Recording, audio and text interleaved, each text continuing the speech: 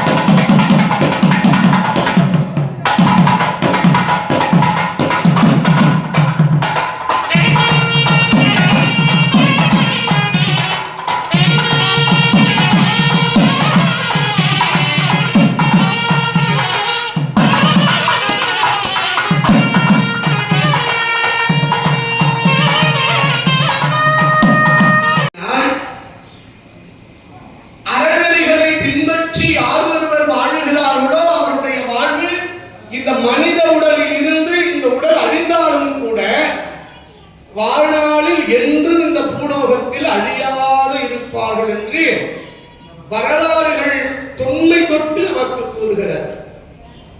தொல்காப்பியர், அதை தொடர்ந்து திருவள்ளுவர் பெருந்தகை, அதை தொடர்ந்து அருள்பிரகாச வள்ளல் பெருமான், கிருபானந்த வாரியார் சுவாமிகள், இயேசு பிரான், நபிகள் நாயகம் போன்ற புத்தர், மகாவீரர் போன்றவர்கள் எல்லாம் எங்கே இருந்தார்கள் என்றால் இந்த உடலை துறந்தார்கள்.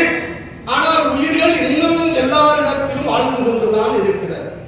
அதற்கு என்ன காரணம், அதனுடைய நிலை என்ன என்பதை கேட்டால், அவன் நிலைகளோடு அல்லாது அறநெறிகளோடு இருந்தார்கள்.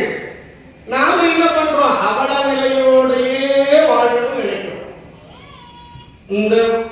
இந்த இடம், அந்த இடம், அந்த சொத்து, இந்த சொத்து, மனைவி, மக்கள், குழந்தை, குட்டி, அப்படியே அந்த சூழல்ல வாழ்ந்து இல்லப்பட்டு அவஸ்தைப்பட்டு இருக்கிறமே தவிர வாழணும்.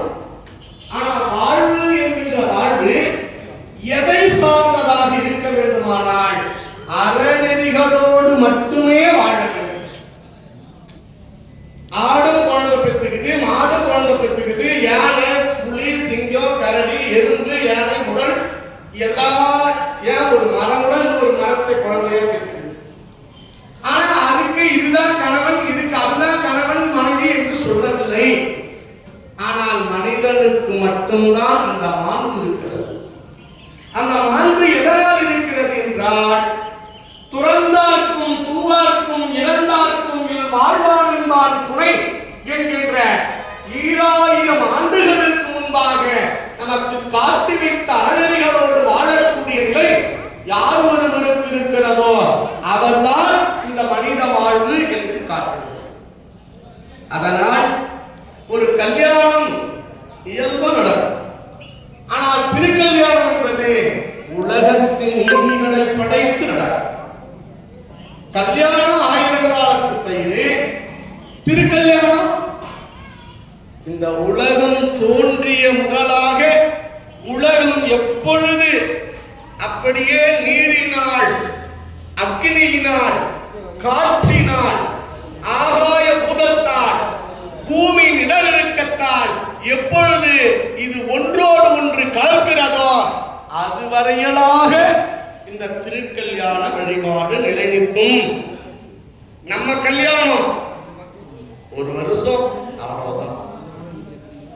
அதுக்கு பிற்பாடு ஒரு 2 வருஷம் 3 வருஷம் ஒரு 10 வருஷம் போச்சுன்னா இந்த அம்மா சொல்லி இவரை கட்டிட்டு நான் படுற பாடு, அவர் சொல்லுவாரு என் தலையில இவங்க அப்பா கட்டி வைத்த பாடு.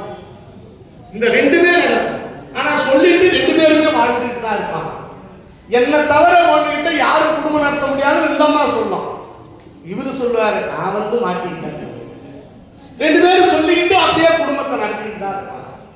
ஆனால் ஒரு பொழுதும் இறைவனை நினைந்து வழிபட்டு செய்தால் திருவள்ளுவர் வாசகியாக நம்மளுடைய வாழ்க்கை எப்படி இருக்கும் என்றால், தேனினுள் இன்பம் கருப்போ சிவப்போ என்பது போல தேனினுள் சுவையை மாறாத தன்மையாக நம்மை வைத்திருப்பார்கள்.